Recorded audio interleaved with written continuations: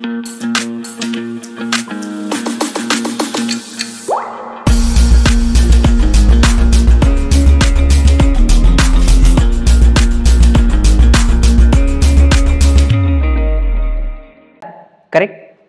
आगे बढ़ते हैं, इसमें थोड़े क्वेश्चंस हम करके देखते हैं कि क्वेश्चंस हम इसमें कैसे करते हैं। ठीक है, चलो अब क्या बोल रहा है इसमें, how many sevens immediately preceded by 6। ये जो नंबर है, ये नीचे नंबर दिया है आपको इतना बड़ा सा, ठीक है। इसमें क्या बोल रहा है, हाउ मैनी सेवेंस, इसमें कितने 7 ऐसे हैं that are immediately preceded by 6। Preceded का क्या मतलब होता है, what is the meaning of preceded. पहले तो आपको क्वेश्चन समझ में आना चाहिए। रीजनिंग में सबसे पहला होता है क्वेश्चन को अंडरस्टैंड करना कि क्वेश्चन बोल क्या रहा है। तो इमीडिएटली प्रीसीडेड बाय 6 का क्या मतलब है, जैसे मैंने ये लिखा है 3 4 5। अब मैं आपसे पूछूं कि 5 को इमीडिएटली प्रीसीड कौन कर रहा है, तो इसका मतलब ये है कि 4 कर रहा है। ठीक है, 4 इज प्रीसीडेड, मतलब प्री मतलब क्या होता है, पहले। प्री मीन्स पहले, मतलब इस नंबर के जस्ट पहले कौन सा नंबर है, दैट मीन्स कि that number is preceding this number. मतलब मैं बोलूंगा 4 is preceding 5। 4 is preceding 5। Pre मतलब पहले, है ना।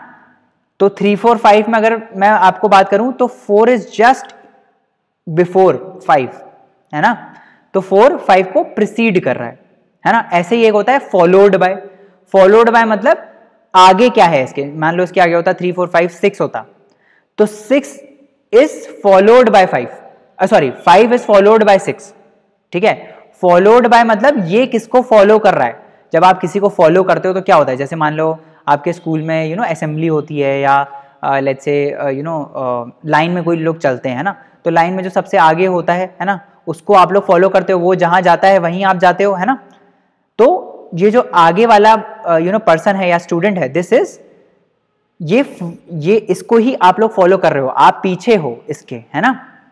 लाइन में जब खड़े रहते हो, असेंबली लाइन में जब खड़े रहते हो, ऐसे होता होगा ना, ऐसे बहुत स्टूडेंट्स खड़े रहते हैं, है ना। तो जब लाइन बनाते हो इनिशियली, तो सबसे आगे वाला सबसे पहले खड़ा होता है, बाकी सब इसको फॉलो करते हैं, है ना। तो फॉलोड का मतलब यही होता है। इनकी जगह नंबर्स मान लो, जैसे 3 4 और 5, तो 4 इज फॉलोइंग 5, 3 इज फॉलोइंग 4। तो जस्ट उसके बाद जो आएगा, मतलब बाद में मेरा मतलब है कि जैसे अभी मैंने बताया ना 3 4 5 6, तो 5 के जस्ट बाद इज 6, तो दिस इज बीइंग फॉलोड, मतलब 5 इज फॉलोड बाय 6। और प्रीसीडेड का मतलब मैंने क्या बताया, इसके जस्ट पहले, है ना, 5 के जस्ट पहले, दैट इज 4। तो 4 इज मतलब 5 इज प्रीसीडेड बाय 4, है ना। इसको कैसे बोलते हैं, इसको बोलते हैं 5 is preceded by 4 followed by 6। 5 is followed by 6, ठीक है, एंड प्रीसीडेड बाय 4। अब इसमें बोल क्या रहा है, आपको ऐसे 7 निकालने हैं इस पूरे सीक्वेंस में जो भी नंबर लिखा है, ऐसे 7 होने चाहिए, दोज आर प्रीसीडेड बाय 6, मतलब ऐसे 7 जिसके जस्ट पहले 6 आ रहा हो, बट नॉट, क्या लिखा है, but not immediately followed by 4, मतलब इसके जस्ट बाद 4 नहीं आना चाहिए। Again very very important to read the question, not immediately followed मतलब उसके जस्ट बाद 4 नहीं आना चाहिए, ठीक है। अब ऐसे कौन कौन से, ये पूरा नंबर देखो आप, ये पूरा नंबर देखो जरा, इसको लिखते हैं, यहाँ पे पूरे नंबर को देखते हैं, 7 4 2 7 6 4 3 6। अब पूरे नंबर लिखने का टाइम नहीं है, हम इसको ऐसे ऐसे ही करके देखते हैं ना। ये वाला 7 देखते हैं, तो इस 7 के जस्ट बाद 4 आ रहा है, तो 7 इज फॉलोड बाय 4, तो ये तो नहीं हो सकता। उसके बाद ये 7 है, इस 7 को प्रीसीड करने वाला 6 है क्या, नहीं, इस 7 को प्रीसीड कौन कर रहा है, 2 कर रहा है, दिस इज 2, है ना। तो दिस 7 इज प्रीसीडेड बाय 2, तो ये भी नहीं है, ये भी नहीं है। उसके बाद कहाँ 7 आ रहा है, ये आ रहा है 7, है ना। ये वाले 7 में अगर आप देखोगे तो इस 7 को प्रीसीड कौन कर रहा है, 6 कर रहा है ना। इस 7 को प्रीसीड कौन कर रहा है, 6 कर रहा है, तो दिस इज ट्रू। बट एक कंडीशन नहीं है, दूसरी है, it should not be immediately followed by 4।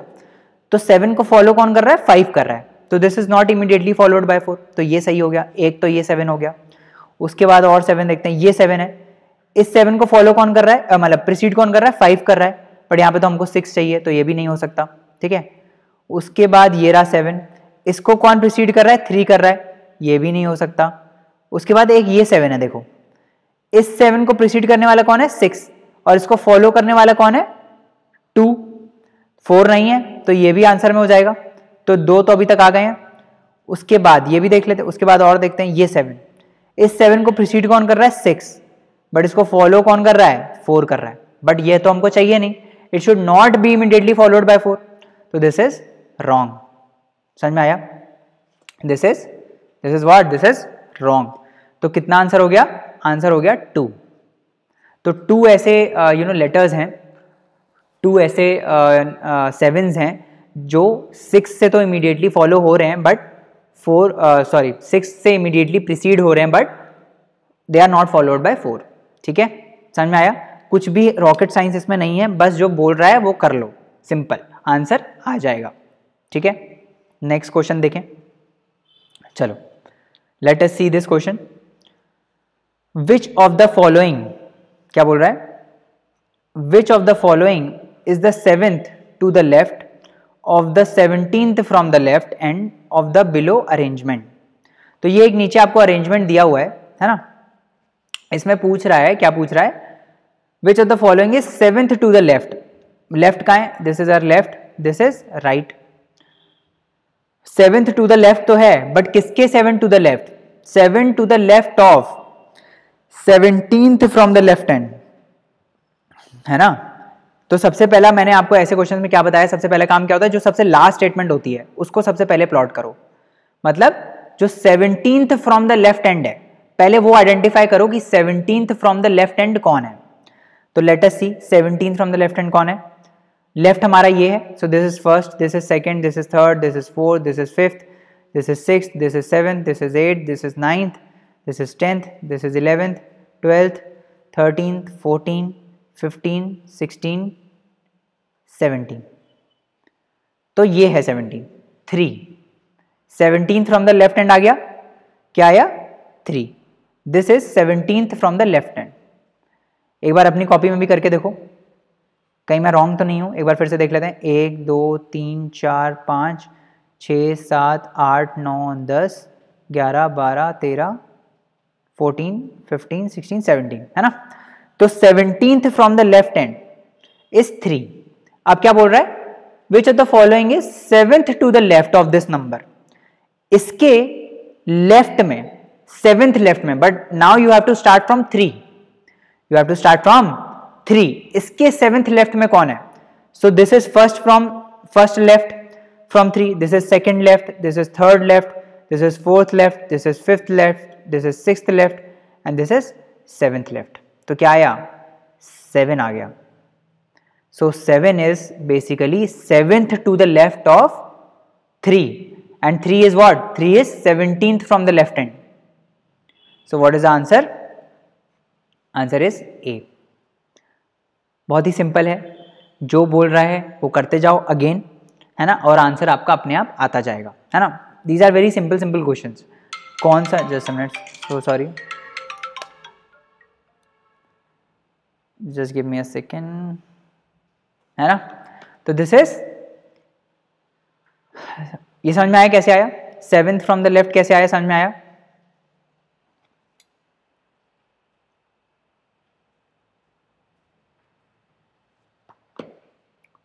आगे बढ़ते हैं, नेक्स्ट क्वेश्चन देखते हैं। विच of the following is exactly in the middle between D and you in the given arrangement. अच्छा, ये जो पीछे वाला क्वेश्चन है ना, इसी का ही कंटिन्यूएशन है ये, है ना। तो इसके 3 क्वेश्चन है। फर्स्ट इज दिस क्वेश्चन, पहला वाला आपने देख लिया कौन सा क्वेश्चन है। अब सेकंड वाला देखते हैं। सेकंड वाला क्या बोल रहा है? Which of the following is exactly in the middle between D and you in the given arrangement. I am so sorry, just a minute.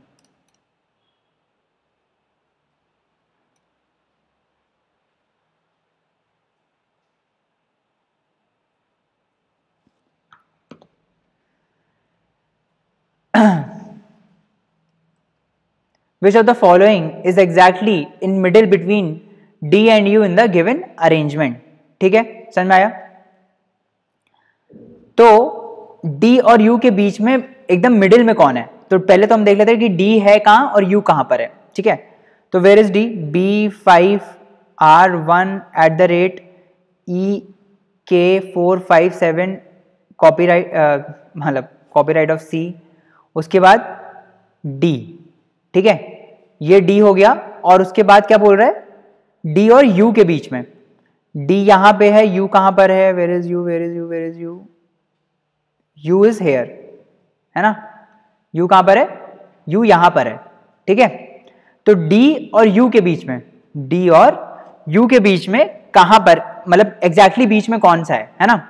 तो इसके दो तरीके हैं, या तो आप ऐसे गिन लो कि बीच में कौन आ रहा है ना, जैसे कि फॉर एग्जाम्पल 1 2 3 4 5 6 7 8 9 10 11 12 13, तो टोटल यहाँ पे कितने हैं, 13 है। तो 13 में 6 6 का बनेगा और बीच में कोई आएगा, तो 1 2 3 4 5 6, तो बीच में कौन आएगा, बीच में 9 आएगा, ठीक है। तो यहाँ पे 9 है क्या ऑप्शन में, यस 9 है ऑप्शन में। एक तो ये है। दूसरा कैसे कर सकते हो, दूसरा ऐसे कर सकते हो कि डी का पोजीशन मार्क करो, क्योंकि अभी हमने 17th जब टू द लेफ्ट निकाल रहे थे तो पोजीशन हमने लिखा था, है ना। डी का पोजीशन क्या था, 1 2 3 4 5 6 7 8 9 10 11 12, तो D is eight 12th position, ठीक है। और आपका दूसरा क्या था, यू, यू कहां पर है, D is eight 12, 13 14 15 16 17 18 19 20 21 22 23 24 25 26, so this is at 26th position, ठीक है। तो 26 + 12 करते हैं, 6 + 2 8 38, ठीक है। अब नाउ हमको बीच में फाइंड करना है कि मिडिल में कौन है, तो 38/2 दैट इज इक्वल टू 19, ठीक है। 38/2 इज इक्वल टू 19, तो क्या हो जाएगा, यहां से 19th पे कौन है, डी था 12th पे, 13 14 15 16 17 18 19, 19 पे कौन आ गया, 9 आ गया, 9 इज एट 19th पोजीशन, ठीक है। समझ में आया कैसे किया, दो मेथड समझ में आया कैसे किए, है ना। एक तो ये 12th वाला, है ना, नंबरिंग करके, दोनों का नंबरिंग करके उनका मीन ले लिया, मतलब एवरेज ले लिया, तो वो पोजीशन आ गई जो इनके बीच में होगी, ठीक है। और दूसरा बीच में गिन के भी कर सकते हो, करेक्ट, समझ में आ रहा है, ठीक है। नेक्स्ट क्वेश्चन देखें। नेक्स्ट क्वेश्चन क्या बोल रहा है, 4 ऑफ द फॉलोइंग, इन चार में से जो नीचे दिए हुए हैं, 3 are alike in a certain way based on their position in the given arrangement, ठीक है, and so form a group which is one that does not belong to that group. तो ये सिमिलर हो गया, कैसा, जो हमने वो किया था ना, क्या बोलते हैं, क्लासिफिकेशन वाला क्वेश्चन, उस टाइप का क्वेश्चन है ये, समझ में आ रहा है, उस टाइप का क्वेश्चन है। तो PM3KFE6J*7D4 ये उसी पिछले वाले क्वेश्चन का ही पार्ट है ना। ये जो अरेंजमेंट आपको दिया हुआ है इसी में से आपको आंसर करना है ये चीज, है ना। आई गेस ये वाला सेकंड समझ में आया है। थर्ड करते हैं। 4 ऑफ द फॉलोइंग दिया है आपको, 4 ऑप्शंस दिए हैं और बोला है कि ये इनमें से कोई 3 जो है वो पर्टिकुलर चीज फॉलो, पर्टिकुलर ग्रुप का पार्ट है। जैसे क्लासिफिकेशन में हमने किया था ना, कोई 3 एक ग्रुप का पार्ट होते हैं, एक ऑड वन आउट होता है, वही सेम चीज है, उसको यहाँ पे ले आए हम लोग, है ना। Which is the one that does not belong to that group, so let us see. PM3 देखते हैं हम, कहां पर है P, वेयर इज P इन this, where is P, let us see P, this is P, this is M and this is 3, है ना, यही है PM3। तो आपको दिखेगा P यहां पर है, P के जस्ट बाद 3 है और M इसके पहले है ना, 1 लेटर छोड़ के M है, तो इसको इन्होंने लिख दिया PM3, ठीक है भाई। चलो लेट्स सी और देखते हैं। दूसरा है KFE, where is K, this is K, this is F and this is E। तो KFE इन्होंने कैसे लिखा है, ये E था, K था, बीच में एक गैप है और F है, इसको इन्होंने कैसे लिखा है, K F एंड E, इस टाइप से लिखा है ना, इस टाइप से लिखा है। चलो उसके बाद 6J*, where is 6, where is 6, where is 6, where is 6, बताओ जल्दी 6 कहां पर है। This is 6, this is star, तो पहले स्टार आ रहा है, फिर 6 आ रहा है और उसके बाद J, J J J J J, where is J, where is J, 6 star, J कहां पर है, J कहीं दिख रहा है क्या, मैं ही गलत हूं कि आपको दिख रहा है, आई गेस दिस इज जे, ये आई की जगह ना जे है यहाँ पे, दिस इज जे, थोड़ा गलत दिखा हुआ है इधर, तो इधर छोड़ के यहाँ पे जे है। इसको उन्होंने कैसे लिखा, इसको उन्होंने लिखा 6J स्टार, ठीक है, यही लिखा। उसके बाद 7D4, 7 कहाँ है, 7, this is 7, this is D, where is 4, this is 4। तो ये कुछ अटपटा सा लग रहा है आपको, क्योंकि 4 यहाँ पर है, उसके बाद एक स्पेस छोड़कर 7 है, उसके बाद एक स्पेस छोड़कर D है। बाकी सब में आप देखोगे तो क्या हो रहा है, ये जो K और E है ये आसपास है ना, दे आर, मतलब अगर पोजीशनिंग में मैं बोलूं तो they are next to each other, है ना। तो ये जो फर्स्ट है और जो ये लास्ट है, ये दोनों क्या हैं, these are next to each other. यहाँ पे भी P और 3 जो हैं they are next to each other, तो PM3 में first and the last these are next to each other. 6 ये वाला जो था स्टार 6 एंड J, इसमें भी 6 and star they are next to each other, है ना। बट इसमें ऐसा कुछ भी नहीं है, समझ में आ रहा है क्या बोल रहा हूँ। फिर से देखो, यहाँ पे जो हमने अभी पोजीशनिंग देखी पिछले क्वेश्चन में, पिछले अरेंजमेंट में, उसमें P और 3 क्या हैं, they are next to each other, है ना। चाहे 3 पहले हो P बाद में हो, but they are next to each other. K and E they are also next to each other. 6 and star they are also next to each other, है ना। But 7 and 4 they are not next to each other. तो इसमें कौन सा group को नहीं belong करेगा, D। So answer क्या हो गया, आंसर हो गया D। Are we very clear on this. Easy हैं चीजें, डिफिकल्ट तो नहीं लग रही। आगे बढ़ते हैं। How many such symbols are there each of which is immediately preceded by a number but not immediately followed by a consonant. Similar question है जैसे पिछला वाला था, वही सेम क्वेश्चन है लगभग। आई गेस ये तो सेम ही है, जो पीछे दिया था वही है ये। अब इसमें पूछ क्या रहा है, how many such symbols are there. Symbols पता है ना, जैसे ये @ हो गया, हैश हो गया, परसेंटेज हो गया, और कौन सिंबल है, स्टार हो गया, डॉलर हो गया। ये देखो ये जे है, उसमें आई लिखा हुआ था, डॉलर है ना, हैश हो गया। दीज आर कॉल्ड सिंबल्स, ठीक है, दीज आर सिंबल्स। अब बोल रहा है how many such symbols are there each of which is immediately preceded by a number. मतलब उस सिंबल के जस्ट पहले एक नंबर आना चाहिए, बट नॉट, क्या लिखा है, but not immediately followed by a consonant. What is a consonant, vowels को छोड़ के जितने भी होते हैं दोज आर कॉन्सोनेंट्स। तो A-E-I-O-U दीज आर वॉवल्स, इनको छोड़ के जितने भी बाकी लेटर्स बचते हैं दे आर कॉल्ड कॉन्सोनेंट्स। तो ये नहीं होने चाहिए, सॉरी ये हो तो चलेगा, कॉन्सोनेंट नहीं होना चाहिए, है ना।